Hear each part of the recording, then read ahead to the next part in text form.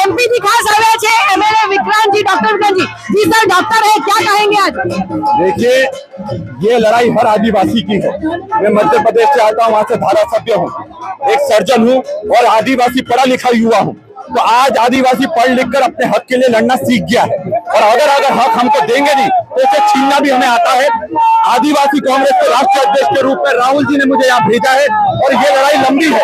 जब तक हमें अपना अधिकार नहीं मिलेगा और ये डैम जो परियोजना इसको स्थगित नहीं करते तब तक हमारा जमीन पर संघर्ष जारी रहेगा। विक्रांत जी, राहुल जी ने आपको भेजा था, एक महत्वपूर्ण प्रश्न यहाँ मैं आपको पूछूंगी, वोट चोर गादी छोड़, इसके बारे में आप क्या कहेंगे?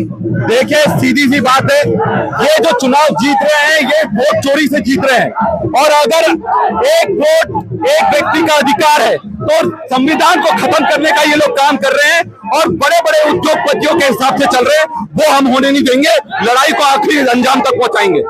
तो વિક્રાંતજીએ વાત કરી અને અમિતભાઈ ચાવડાએ વાત કરી ત્યારે આદિવાસી બચાવની જે આ રેલી છે કેટલી હશે સફળ રહી છે આપણે જોવા રહ્યું। દિશા દેસાઈ, દિશા ન્યૂઝ, વલસાડ। आपका नंबर दे देना।